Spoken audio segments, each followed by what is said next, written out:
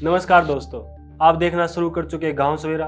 आज हम बात करेंगे हरियाणा के भिवानी जिले के डाडम गांव में डाडम पहाड़ में हो रही मौतों के बारे में। बीती 24 अप्रैल इतवार के दिन भिवानी के डाडम खनन क्षेत्र में पहाड़ गिरने के कारण 2 मजदूरों की मौत हो गई और एक मजदूर गंभीर रूप से घायल हो गया।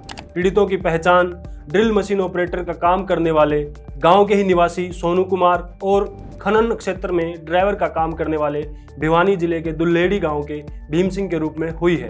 इतवार को काम के दौरान पहाड़ के नीचे दब गए सोनू की 7 महीने पहले ही शादी हुई थी और यह अपने परिवार में अकेला ही कमाने वाला था।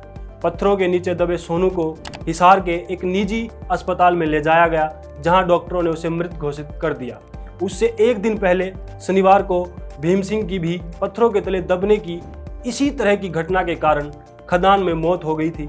इस मामले में डाडम निवासी जयपाल कुमार, जिनके खेत अक्षेत्र के पास हैं, ने तोसाम पुलिस स्टेशन में ठेकेदारों के खिलाफ औपचारिक शिकायत दर्ज कराई है, जिसमें उन्होंने अंधाधुंध अवैध खनन के कारण हुई मौतों का आरोप लगाया।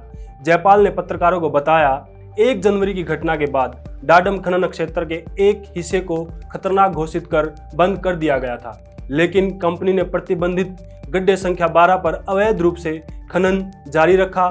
ठेका कंपनी गोवर्धन माइंस के खिलाफ सख्त कार्रवाई की मांग करते हुए उन्होंने आरोप लगाया कि ताज़ा घटनाएं उनके खेत के काफ़ी नज़दीक हुई हैं और कंपनी मजदूरों से बिना सुरक्षा उपकरण के काम करवा रही है।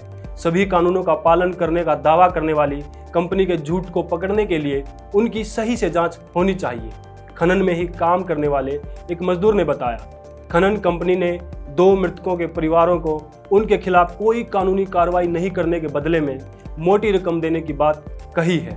सोनू पिछली बार जब नए साल पर पहाड़ गिरा तो बच गया था। उस दौरान 5 मजदूरों की मौत हुई थी, लेकिन इस बार मौत ने उसे लील लिया। हम हर वक्त मौत के मुंह में खड़े होकर काम कर रहे हैं। टाइम्स ऑफ इंडिया की रिपोर्ट के अनुसार हरियाणा के खनन मंत्री मूलचंद शर्मा ने बताया है कि ठेका कंपनी ने 1 जनवरी की घटना में मारे गए लोगों के परिजनों को 10 लाख रुपए से 15 लाख रुपए की आर्थिक सहायता प्रदान की थी। इस साल 1 जनवरी को हुई घटना के बाद भिवानी के तोसाम क्षेत्र में खनन क्षेत्र के उस हिस्से में खान एवं सुरक्षा महानिदेशालय द्वारा सभी कार्य गतिविधियों पर रोक लगा दी गई थी, जिसकी भरपाई के लिए ठेकेदार खुले क्षेत्रों में सुरक्षा नियमों की अनदेखी कर आक्रामक रूप से पहाड़ी की खुदाई कर रहे हैं। गांव वालों ने यह भी बताया कि 19 अप्रैल को एक पॉपलेन मशीन पर एक पत्थर गिर गया था और उसे कुचल दिया था, लेकिन गनीमत रही कि घटना के वक्त चालक वाहन के अंदर नहीं था। पत्रकारों ने भिवानी के उपायुक्त RS ढिल्लों से बार-बार संपर्क करने के प्रयास किए, लेकिन उनकी तरफ से कोई जवाब नहीं आया। गौरतलब है कि तोसाम खनन क्षेत्र में बीती 1 जनवरी को डाडम पहाड़ के पिट नंबर 37-38 में भारी हादसा हुआ था, जिसमें पहाड़ के दरकने की वजह से 10 से अधिक मजदूर दब गए थे, जिनमें 5 की मौत हो गई थी, जबकि कई अन्य गंभीर रूप से घायल हो गए थे। उस समय डाडम पहाड़ के माइनिंग माफिया 4 पोकलेन, 2 ड्रिल, अनेकों डंपर और बहुत सारे माइनिंग के कर्मचारियों से 40 मीटर के खतरनाक बेंच के नीचे गैर कानूनी ढंग से जबरदस्ती काम करवा रहे थे। भिवानी जिले के खानक और डाडम के डाडम पहाड़ में अवैध तरीके से माइनिंग काफ़ी समय से जारी है।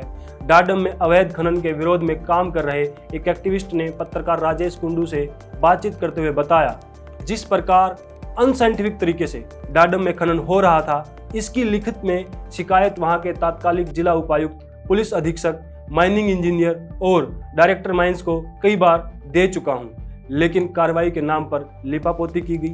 मैंने लिखित में आगाह किया था कि जिस तरीके से खनन हो रहा है, कभी भी पहाड़ दरक कर कोई बड़ी दुर्घटना हो सकती है, लेकिन इस पर कोई भी कार्रवाई नहीं की गई, जिसका अंजाम इस साल हुए अनेक हादसों के रूप में बहुत सारे परिवारों को भुगतना पड़ रहा है। इस माइनिंग के खेल में लगभग 10 से ज़्यादा बड़े खिलाड़ी शामिल हैं, जिनमें माफिया के अलावा सत्ता पक्ष, विपक्ष के नेता एवं दिल्ली में बैठे कुछ बहुत ही शक्तिशाली लोग भी हैं। हरियाणा के अरावली को बहुत सारे माफिया डकार चुके हैं, वहाँ पर कुछ नहीं बचा है, लेकिन फिर भी मजदूरों को वहाँ पर भेजा जा रहा है, जिससे पिछले कुछ महीने में बहुत सारे मजदूर अपनी जान गंवा चुके हैं।